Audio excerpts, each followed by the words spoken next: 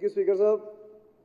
Speaker साहब, निजी company और केंद्र सरकार के सहयोग से केंद्र सरकार के खजाने को और लोगों को जो चूना लगाया जा रहा है, इससे संबंधित इस महत्वपूर्ण चर्चा में समय देने के लिए बहुत बहुत धन्यवाद।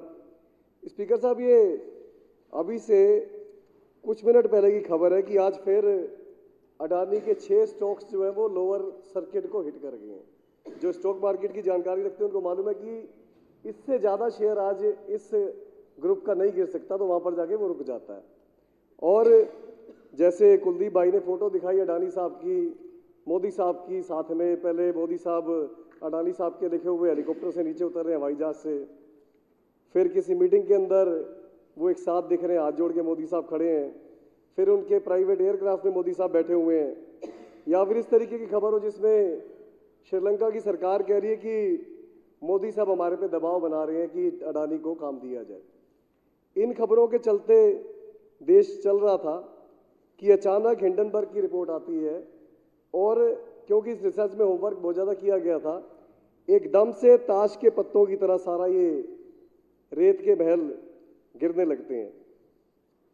स्पीकर साहब, देश में जो बड़े बड़े प्राइवेट बैंक हैं, उनमें से किसी भी बैंक के म्यूचुअल फंड ने अडानी के स्टॉक्स के अंदर पैसा इन्वेस्ट नहीं किया, क्योंकि ये खबरों के साथ साथ उनका अपना होमवर्क भी होता है।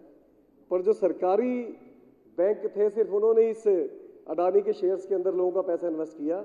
प्राइवेट बैंक्स ने इसलिए नहीं किया कि उनको मालूम था कि इसमें बहुत बड़ा फ्रॉड हो रहा है। जिस तरीके से भाइयों ने, मेरे साथियों ने बातें रखी हैं, किस तरीके से शेल कंपनीज खोलने का स्पीकर साहब जो पर्पस होता है, टैक्स हेवन कंट्रीज के अंदर ये शेल कंपनीज खोली जाती हैं। इनमें मोटे तौर पे मनी लॉन्ड्रिंग, टैक्स को चोरी करना, इस तरीके से काम किए जाते हैं। और ये सारे काम इस कंपनी में हुए। किस तरीके से पैसे को घुमाया गया, किस तरीके के लोगों के पैसे का रिस्क एसबीआई और एलआईसी ने लिया, इस 106 पेज की रिपोर्ट ने और उन 88 सवालों ने देश के आगे सारा का सारा अडानी ग्रुप और मोदी सरकार की जो मिली भगत से देश को चूना लगा है, उसका कच्चा चिट्ठा खोल के रख दिया। स्पीकर साहब, फाइनेंशियल लॉस अपनी तरफ है, एक तरफ है, पर जैसे जून साहब ने भी बताया कि इंडिया टुडे की जो 14 मार्च 2022 की रिपोर्ट है, जो कहती है कि 3000 किलो हेरोइन जिसकी मार्केट वैल्यू लगभग 21,000 करोड़ बनती है, वो मुद्रा पोर्ट से पकड़ी गई। और जो हमारी एनआईए है वो स्पष्ट तौर पे कह रही है कि इसका जो संबंध है वो पाकिस्तानी बेस्ड टेरर ग्रुप से है। तो देश की सुरक्षा के लिए भी बहुत बड़ा ये रिस्क है अगर इस सब चीज़ों को इग्नोर किया जा रहा है। और स्पीकर साहब, अब देश जानना चाह रहा है कि इस पर कार्रवाई करेगा तो करेगा कौन।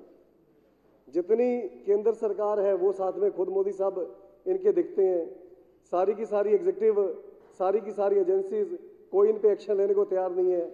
मीडिया का एक चैनल था एनडीटीवी, वो इन्होंने खुद खरीद लिया। तो अब करेंगे कैसे। तो जेपीसी की मांग जो चल रही है बिल्कुल सही चल रही है, पर मेरे को लगता है और ज़्यादा इसके ऊपर दबाव बनाना चाहिए।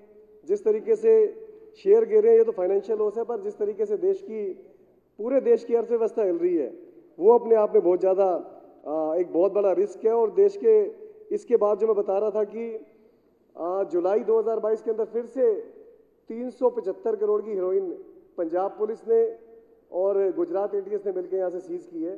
पर इन खबरों को, ये सारी की सारी ऑपरेशंस को दबा दिया जा रहा है, कहीं किसी तरीके से चीज़ें बाहर ना आए। और हर तरीके से पूरी की पूरी सरकार लगे कि किसी तरीके से ये चैप्टर दब जाए।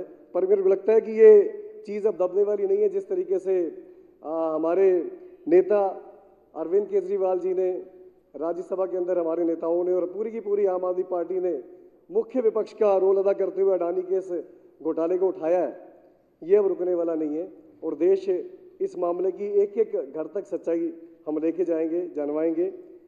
संजीव भाई के इस प्रस्ताव के साथ मैं सहमत हूँ। मेरे बहुत सारे साथियों ने शेर बोले, तो एक शेर मैंने खुद बनाया देख जी, और वो शेर है, नापाक इरादों के साथ जब सत्ता का जोर हो जाता है, नापाक इरादों के साथ जब सत्ता का जोर हो जाता है, तो फिर भाइयों बहनों चौकीदार भी चोर हो जाता है।